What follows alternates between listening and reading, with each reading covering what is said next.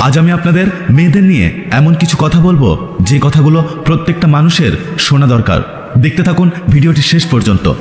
নারীকে নষ্ট বলার অধিকার কোনো পুরুষের নেই, কারণ কোনো পুরুষের স্পর্শ ছাড়া কোনো নারী নষ্ট হয় না। নিজে প্রেম করে গরিব ছেলেকে বিয়ে করলে শুনতে হয় বাবা মায়ের কথা না শুনে বিয়ে করেছে চরিত্রহীন কুলাঙ্গার মেয়ে। আর বাবা মার দেখা বড়লোক ছেলেকে বিয়ে করলে শুনতে হয় মেয়েটা টাকার লোভে বিয়ে করেছে। আমাদের সমাজ কন্যা সন্তান চায় না, কিন্তু সুন্দর পুত্রবধূ চায়।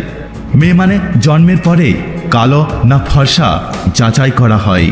বাসি ভাতের প্রশংসা সবাই করে, কিন্তু বাস্তবে খোঁজে বিরিয়ানি। তেমনি এই সমাজে কালো মেয়ের প্রশংসা সবাই করে, কিন্তু বাস্তবে খোঁজে ফর্সা রানী।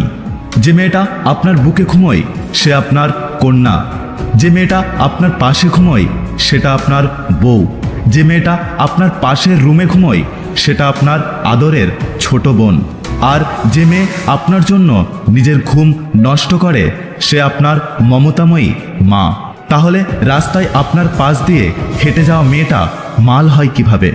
আপনার পাশ দিয়ে হেঁটে যাওয়া মেয়েটাও তো কারোর না কারো ভালোবাসার মানুষ, কন্যা, বউ, কারো বা আদরের ছোট বোন।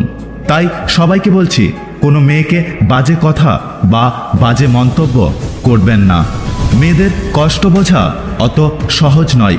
তাদের সেই বাড়িতেই জায়গা হয় না যে বাড়িতে তাদের জন্ম হয়। মানুষ বড়লোক হলে ভুলে যায় সে একদিন গরিব ছিল, টিচার হলে ভুলে যায় সেও একদিন স্টুডেন্ট ছিল। ঠিক তেমনি অধিকাংশ মায়েরা শাশুড়ি হলে ভুলে যায় যে সেও একদিন বৌমা ছিল। একটা মেয়ে যে বাপের বাড়িতে এত আদরে থাকতো যে সে কোনো রান্নাই করতে পারতো না, কিন্তু শ্বশুর বাড়ি গিয়ে সেরা রাঁধুনি হয়ে ওঠে। ফ্যামিলির দিকে তাকিয়ে নিজের সব ইচ্ছে, সব আশাগুলোকে বিসর্জন দেওয়ার নাম হলো মেয়ে।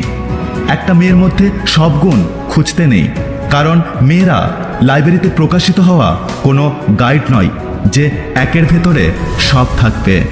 যতদিন তোমার মুখ বন্ধ ততদিন তুমি সবার কাছে মিষ্টি। যেদিন তুমি মুখ খুলবে সেদিন থেকে তুমি সবার কাছে খারাপ হয়ে উঠবে। ভুল মানুষের প্রেমে পড়া মেয়েগুলো একসময় বাঁচতে শিখে যায়, কিন্তু হাসতে ভুলে যায়। আমাদের এই সমাজ থেকে কন্যাদান শব্দটি উঠিয়ে দেওয়া উচিত, কারণ মেয়েরা কোনো দানের সামগ্রী নয়। মেয়ে মানে শ্বশুর বাড়ির সব নির্যাতন সহ্য করে নিজের পরিবারকে বলতে হয় আমি বড্ড সুখে আছি। যদি ভিডিওটি ভালো লাগে পাশে থাকবেন, আর হ্যাঁ, নিজের খেয়াল অবশ্যই রাখবেন। দেখা হচ্ছে পরের ভিডিওতে, ততক্ষণ সুস্থ থাকবেন। Take care.